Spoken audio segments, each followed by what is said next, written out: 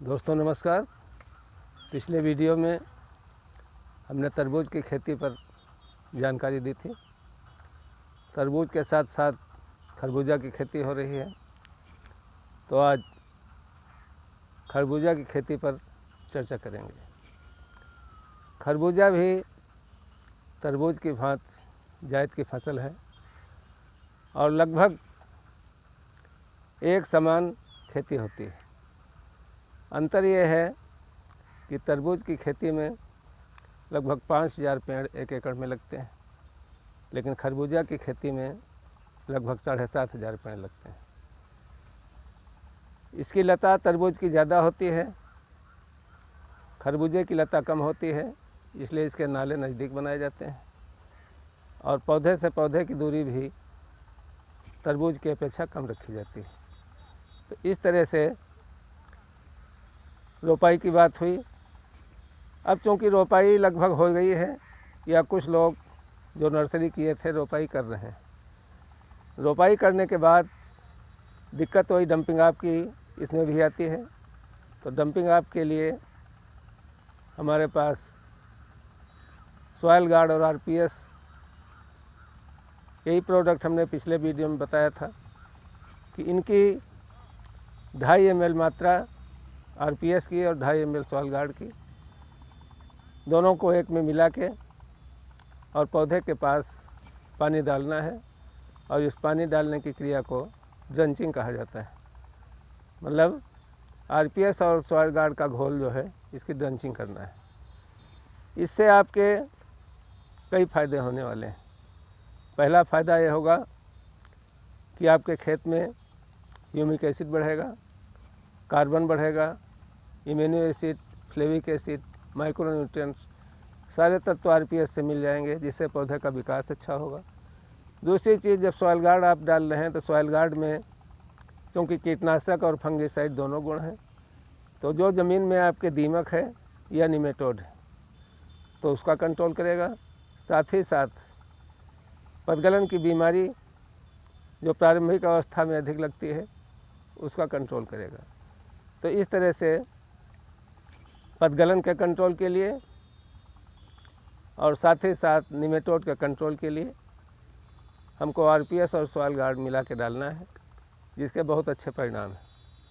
जिन लोगों ने इसका प्रयोग किया है उन लोगों के खेत में डंपिंग ऑफ की बीमारी ना के बराबर, या हम ये कह सकते हैं कि उनमें डंपिंग ऑफ नहीं लगी।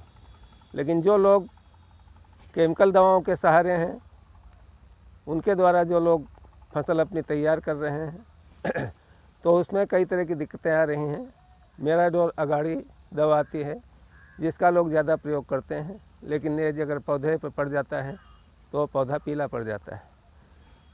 इस तरह से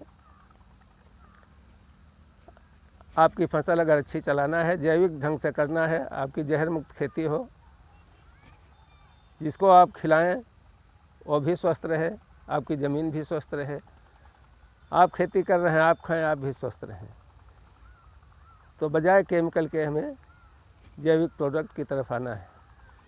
आगे बात करें, अभी आपके खेत में कीड़ों का प्रकोप होने लगेगा। सूंडी का प्रकोप बहुत होता है, तो सूंडी का प्रकोप रोकने के लिए इसमें ट्रेपोरिच, धन्वंतरी का या नॉन-यूसीड कंपनी जो बीज दे रही है तरबूज का, उसका क्रॉप गार्ड नाम से दवा आती है, उसके स्टिकर अपने खेत में लगा देना है। इससे क्या होगा, जब ये स्टिकर खेत में लग जाएंगे तो जो मक्खी आपके खेत में सूंडी के अंडे देने वाली है वो मक्खी इसमें चिपट जाएगी और उसके चिपटने से वो मर जाएगी और उसके मरने से आपके खेत में अंडे नहीं दे पाएगी, जिससे आपके खेत में सूंडी पे जो खर्च आने वाला है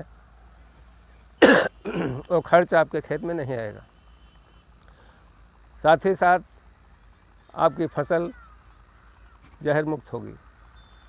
जब आपकी फसल फ्रूटिंग के करीब पहुंच जाए, फलत के करीब पहुंच जाए, तो उस समय आपको फेरोमोन ट्रैप लगाना है कि जिससे फल मक्खी कंट्रोल हो जाए, और फल मक्खी के कंट्रोल हो जाने से आपके खेत में फल मक्खी नहीं लगेगी और आपका उत्पादन अच्छा होगा, सुडौल होगा।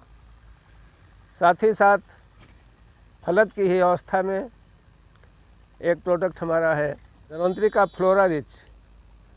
फ्लोरा रिच 1 ml प्रति लीटर के हिसाब से आपको अपनी फसल पे छिड़काव कर देना है, जिससे आपका जो तरबूज या खरबूजा का खेत है उसमें पहले नर फूल ज़्यादा आते हैं। जब आप फ्लोरा रिच का छिड़काव करेंगे तो इससे मादा फूलों की संख्या बढ़ेगी और आप खेत में फलद अधिक होगी। फलद अधिक होने के साथ साथ फल बड़ा भी होगा और आपकी फसल स्वस्थ रहेगी। तो इस तरह से हमें अपना फल सही करने के लिए फ्लोरा रिच का प्रयोग करना है। सिल्को रिच एक दवा आती है। सिल्को रिच का काम है कि अगर ट्रेपो रिच से आपके खेत में कीड़ों का कंट्रोल किसी कारण से नहीं हो पाया है तो उसमें सिल्को रिच का प्रयोग करना है 7 ग्राम प्रति लीटर के हिसाब से। इसमें RPS मिला के भी आप छिड़काव कर सकते हैं। इससे क्या होगा कि इसका काम है सिलिकॉन का कि उस कीड़े को शरीर को पंचर कर देता है, और जब वो पंचर हो जाता है तो उसके अंदर जो प्रोटोप्लाज्म या खून या पानी जो भी उसके अंदर तत्व हैं वो सारे तत्व बाहर निकल जाते हैं और कीड़ा सूख के मर जाता है। साथ ही साथ सिल्को रिच से आपके फसल की पत्तों का आकार साइज बढ़ जाता है और मोटा हो जाता है, जिसके कारण उस पर कीड़ों का प्रकोप नहीं होता है और फोटोसिंथेसिस की अच्छी होती है, जिससे आपका उत्पादन अच्छा होता है। तो इस तरह से आज बात की गई खरबूजा की खेती के बारे में। धन्यवाद।